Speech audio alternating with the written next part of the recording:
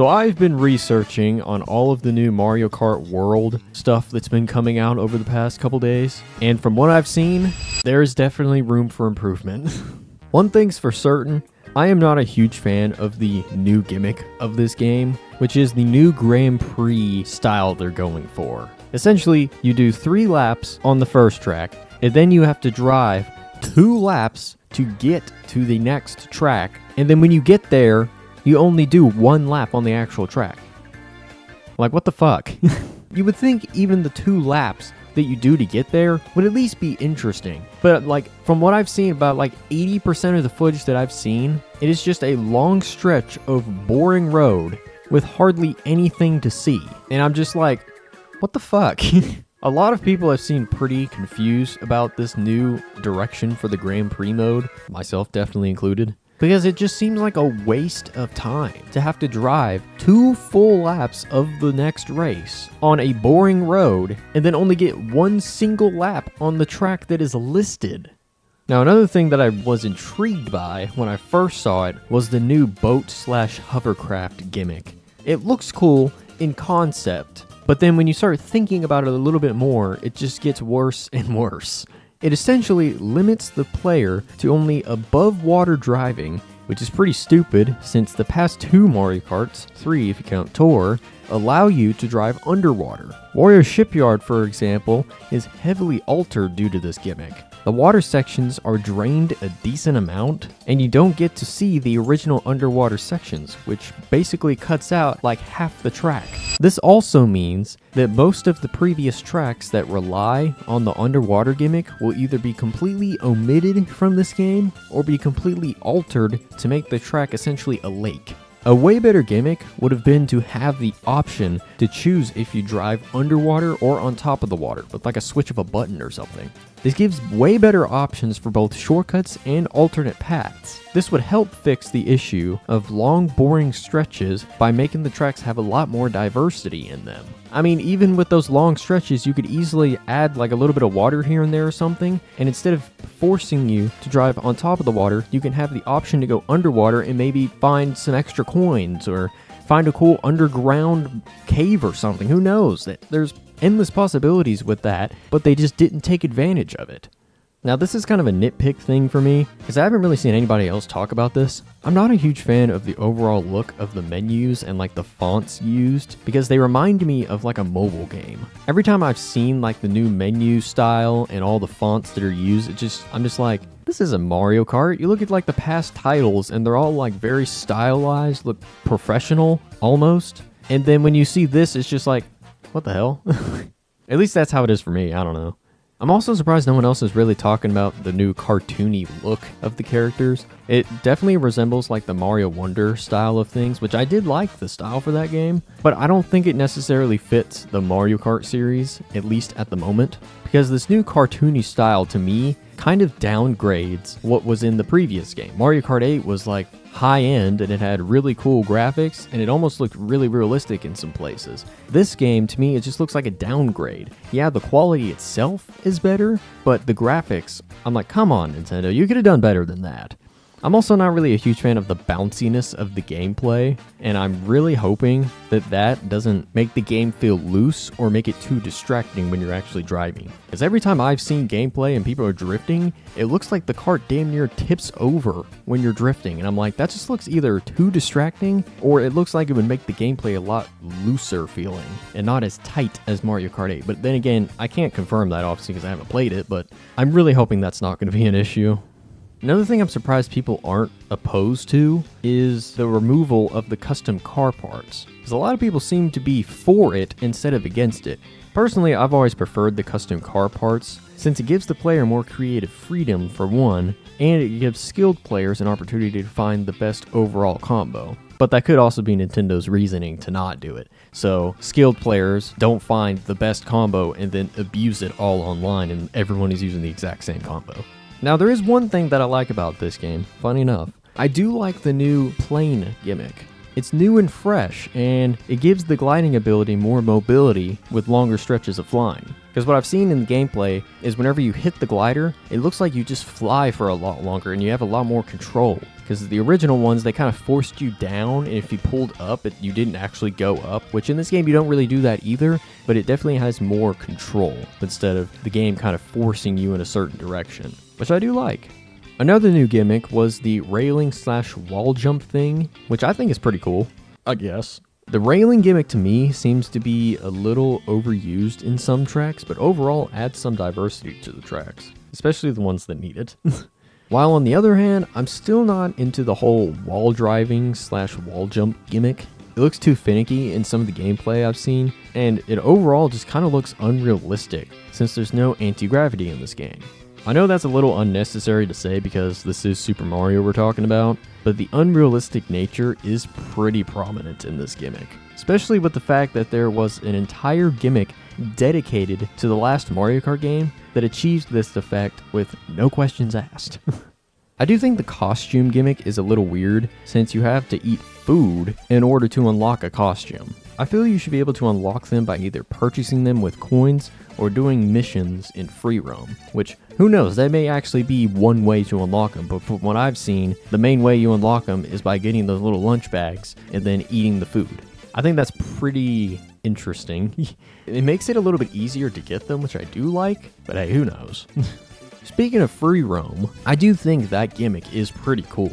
Being able to roam around any track without Lakitu is pretty fun, to be honest. That just sounds awesome. However, this could have been an alternative to having to drive to the other tracks in Grand Prix. Have the tracks be by themselves in Grand Prix and be able to drive between them in free roam would have made a lot more sense to me. Now, from what I've seen on YouTube of all the different gameplays from several different creators and from the Treehouse Live events, the tracks seem more simple and honestly kind of boring in places. They definitely seem way wider and don't have as many twists or turns. And there's little to no diversity, except in the retro tracks, obviously, which could be and probably is a result of the 24 players. This also could just be limited to only a few tracks though, but Starview Peak is the track that I noticed this problem the most. They teased us with a Mario Galaxy theme track only to have half the race be driving up a ski slope, because that's some enticing gameplay right there. Have the coolest part of the track only last 20 seconds, and have the track end with boring stretches of road that rip off Ice Ice Outpost of all tracks. I mean, literally, has anybody else noticed that the color path is like the exact same?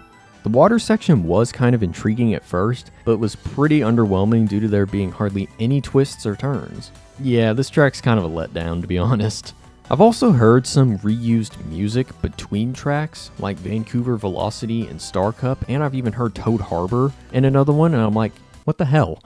Like in the Toad Harbor one, it was remixed to sound like it was in a different biome area, and I'm like, just make a new song at that point. Why are you reusing old ones and remixing them? That doesn't make any sense. And it honestly just seems kind of lazy, because they could have even just made variations of the two tracks that they were going in between. Like they could have made a cool combination track of the track you start at and the track that you're heading to. I think that would have been cool. Now, I really like the concept and execution of Knockout Mode. I even like the fact that you keep driving if you're within the right placements. They could have took the Fall Guys approach and have you stop the race when you finish, look at the leaderboard, wait to get to the next course, and then repeat until it finishes. But having the race be non-stop keeps the adrenaline running and the pace flowing. However, I think this and free roam should be the only modes that allow you to drive between each track. This way, the regular Mario Kart fans can still play Mario Kart in the original 3-lap formula through Grand Prix, and have the option to use the new Drive to the Next Track gimmick in the two other modes. I also like the fact that they brought back some tracks that have never been remade before, such as N64 Wario Stadium and Wii's Toad's Factory. But from what I've seen of Wario Stadium, they completely butchered it, just like Sky Garden in the Booster Course Pass. They apparently removed about half of the track and simplified its design, which in one way, I see it is better for more common players, but not for longtime fans in the series who know the original version and would prefer a faithful recreation. But it still looks pretty cool, like, come on, it's Wario Stadium. It looks pretty damn sick. And just the other day, I actually saw a full race of Toad's Factory, and it looks pretty damn sick, because they didn't completely butcher it, except for the fact that you only drive one lap on it. because at least Nintendo knows not to fuck up this long-awaited fan favorite. But I guess I can't say the same about Choco Mountain. I've never been a huge fan of this track, so this doesn't bother me that much. But look what they did. It's Choco Mountain without the mountain. How do you mess this up? I mean, it's in the name. They essentially made this Choco Arena, which just feels wrong. I had seen some footage of this track previously and literally thought this was a new track. I don't think that's a good thing. I bet they chose this style primarily because this track leads to Toad's Factory and Grand Prix, but even then, was this even necessary? They could have just chose a different track or something. Now, DK Pass was one of the first tracks that I got to see in its entirety, other than the full Mushroom Cup, and I think it's pretty faithful to the original. I'm not sure about the ski slope at the end, as I think a regular glider ramp would have been better, but it's only a small price to pay. I mean, the whole track is basically there. From what I've seen of the track Acorn Heights, it actually looks pretty sick. It's essentially Wild Woods 2, but set closer to the ground instead of only high treetops. It looks like there's many alternate paths and details that add to this track without the boring straight path issue seen in the other tracks. We've also seen the track called Boo Cinema, which has a really cool concept. You start by entering the theater and driving through the seating area before driving straight through the screen into a different realm covered with rolls of film and a new old-timey effect added to make it look like an old film. And then you end that sixth section with flying back out of the screen and leaving the theater to the finish line. How has this concept not been used in a previous Mario Kart yet? It's definitely a breath of fresh air. And near the top of the map, I saw the first 3 Mario circuits from Super Mario Kart have been combined as one track essentially. This adds extra length and extra diversity to them, which is nice, but we definitely didn't need Mario Circuit 3 again. Especially when Mario Circuit 4 hasn't been remade since Super Circuit, where all the Super Mario Kart tracks were remade. But they probably thought having one missing from the group would be weird. Except they didn't, because they forgot Mario Circuit 4 even exists. Anyway, I've only seen gameplay of this combined track in knockout mode, so I'm not sure if this is an actual track or just the path between 2 tracks. Either way, they could have just put Mario Circuit 4 in there in its place to satisfy both the needs of the fans and Nintendo, who wanted the SNES Mario Circuit look. If Nintendo did choose to make this just a path between 2 tracks, I think that fits them better, to be honest. This fills the space that would have been a straight boring road with some diversity that in turn works as a retro track inclusion. Star Cup on the way to Wario Shipyard had the same track element as you drive through a vanilla lake to get to one of the next tracks. This would have been a way better way to achieve the drive to the next track gimmick, as you would be able to drive through older tracks that fit the theme of the biome you're driving in, and add diversity where it is currently lacking in most of the maps so far. Yet, Interstate Highway Simulator is what we have. Now for the original Booster Course Pass, I wanted GCN DK Mountain over Dino Jungle, which evidently we got, but it was mainly because it is here in Mario Kart World. I genuinely thought this was a new track when I saw it because it looks almost unrecognizable from the original, but in a good way. I didn't know it was actually Dino Jungle until another creator pointed it out, that this section is the cave section from the original, reimagined as a domed laboratory or something, which I think is kinda sick. I actually can't wait to try out this new version of this track. It looks very interesting.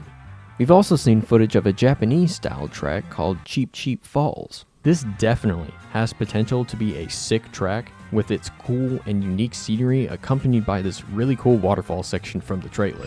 But by far, the track that I'm most intrigued about is the water-based track called Salty Speedway. We've only seen a few shots from it, including what seems to be GCN Peach Beach that may be a connection to the track.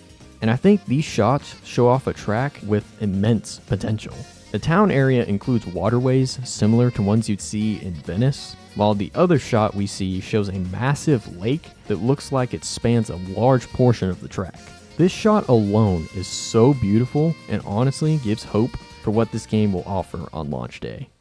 Now let me be clear here. I am not hating on this game, I am just giving my initial thoughts. So who knows, my opinion on some of these things may immediately change when I get this game. But I know for sure, none of these opinions are going to hinder me from getting this game, and this is all just constructive criticism because I love this series and I just want the best for this game. So if y'all have any different opinions or anything that I didn't mention in here that might change my opinions, especially after the direct that is happening in less than 24 hours, let me know down below.